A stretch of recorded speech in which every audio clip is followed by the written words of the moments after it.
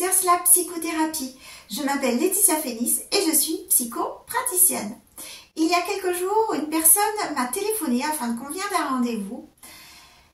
Et dans sa voix, j'ai ressenti qu'elle était quelque peu désespérée, cette personne, parce qu'elle m'a dit « Ce que je veux, c'est que vous m'aidiez à sauver mon couple ». J'ai alors réalisé que je n'avais pas encore abordé cette thérapie en vidéo, alors que je la pratique en cabinet. Par conséquent, le thème d'aujourd'hui était tout trouvé, il n'y a pas de hasard, vous êtes d'accord?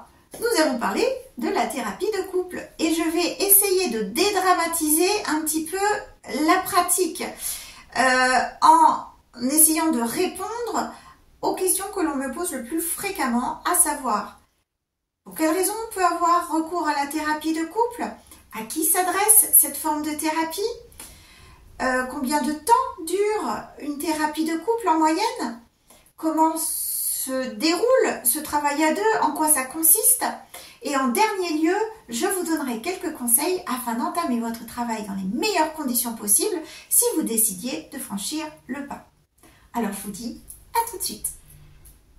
À la question « pour qui, pourquoi ?» j'aurais envie de répondre que toutes les raisons sont bonnes pour consulter. À l'exception, attention, d'une fausse croyance que je tiens à souligner et à corriger. Quand on me dit ce que je veux, c'est que vous aidiez à sauver mon couple, je réponds que ce n'est pas ma vocation. Ce n'est pas la vocation de la psychothérapie, qu'elle soit en individuel ou en couple d'ailleurs.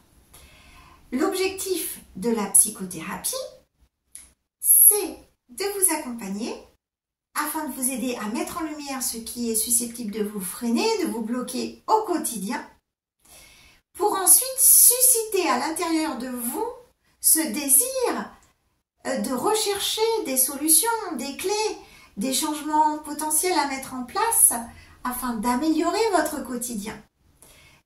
Nous, professionnels, n'avons pas de baguette magique, mais notre travail, c'est de réveiller la magie qui sommeille à l'intérieur de vous en quelque sorte. Donc, en résumé, si un confrère, une consoeur de la santé mentale vous répond « Oh, pas de souci, je peux vous sauver ou sauver votre couple », je vous suggère de partir en courant car cela relève de la dérive sectaire. Maintenant que nous avons balayé d'un revers de la main la fausse croyance, je peux continuer en affirmant que la thérapie de couple n'est en aucun cas réservée aux couples en difficulté ou aux couples faisant face à des épreuves de la vie pouvant mettre à mal leur duo, mais elle s'adresse également aux jeunes couples ou aux couples récemment formés pour qui il est très utile de consulter en amont d'étapes de leur évolution en tant que couple. Je m'explique, par exemple, avant d'emménager ensemble, avant de se paxer, de se marier, avant de fonder une famille. Cela permet à chacun de s'exprimer librement. On fait un petit peu comme dans les campagnes électorales, chacun a son temps de parole, j'y veille. Et chacun donc peut s'exprimer librement sur ses besoins, ses attentes, sa vision du couple, la place qu'elle veut occuper au sein du binôme. Et cela permet de prévenir certaines incompréhensions futures, certaines dissonances au sein du couple qui pourraient survenir. On met carte sur table. Cela permet d'aborder des thèmes que l'on a du mal à aborder en tête-à-tête à la maison, par exemple. Ou d'aborder des thèmes qu'on ne penserait même pas à traiter en dehors du cadre thérapeutique, mais qui sont tout de même utiles à aborder avant de se lancer à corps perdu dans l'aventure à deux. Cela permet de consolider, de créer, de construire une base solide et saine pour le futur. En d'autres termes, si vous êtes deux, que vous avez des projets en commun, que vous voulez vous réconcilier, que vous désirez avancer ensemble, la thérapie de couple, elle est pour vous. Contrairement aux psychothérapies individuelles qui peuvent être plus ou moins longues, la thérapie de couple aura un nombre de séances prédéfini qui n'excédera pas 12 séances. On peut même finir à 10 si on estime que le travail est terminé. Au niveau de la fréquence des consultations, on peut partir sur 2 consultations mensuelles pour finir à une consultation par mois, selon les désirs du couple de consultants et suivant la progression de leur travail entre les séances. On commence par une prise de contact lors du premier rendez-vous, où tout d'abord je me permets de féliciter le couple pour leur démarche, car c'est complexe. Nous allons voir que ce jeu splendide et ce tu magnifique qui arrive au cabinet, eh bien, ils ont créé un nous qui est forcément complexe. Pourquoi? Parce que le je et le tu arrivent avec leur bagage très unique, très individuel, en termes de ce qu'ils ont d'inné et ce qu'ils ont d'acquis. Ce qui ressort de l'expérience, du vécu de chacun. Donc, le couple est complexe.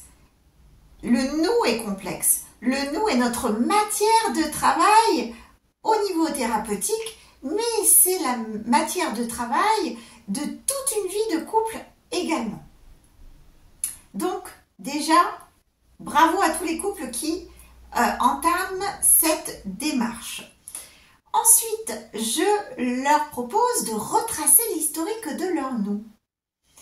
Comment se sont-ils rencontrés? Qu'est-ce qui a été l'étincelle? Et là, c'est un moment privilégié que j'apprécie vraiment. Parce que même quand je vois arriver un couple qui est en plein conflit, qui a du mal à même communiquer, eh bien, c'est l'instant où je vois les 2 visages s'illuminer à nouveau parce qu'ils se remémorent ce qui les a attirés chez l'autre, ce qui les a séduits, les papillons dans le ventre, ces premiers moments qui ont fait que on a eu envie d'aller vers l'autre, on a eu envie d'être en présence de l'autre et d'être un nous. On passe ensuite au nous, au présent du nous. Comment se porte-t-il? Comment se comporte-t-il au quotidien ce nous? Et enfin, chacun me fera part de ses espoirs qu'il place dans cette démarche thérapeutique. À l'issue de cette première entrevue, je ressors avec mon petit bloc-notes afin de confectionner ce dossier d'une dizaine de pages personnalisé qui reprend les thèmes principaux qui pourraient être source de discorde au sein du couple et qui fera office de support, de cahier d'exercice entre chaque séance. Durant chaque séance, on fait un point sur où le couple en est dans le cahier d'exercice, mais nous complétons également avec des exercices in vivo au sein du cabinet. Ça peut être un jeu de rôle par exemple. Arrivé à la 10e ou 12e séance de la thérapie, nous avons achevé de compléter ce dossier et nous faisons un bilan final sur le nous. Premier conseil, ne pas attendre qu'il soit trop tard pour consulter, ne pas attendre la veille de la séparation, la veille du divorce. Je sais, j'exagère quelque peu, mais c'est un peu ça.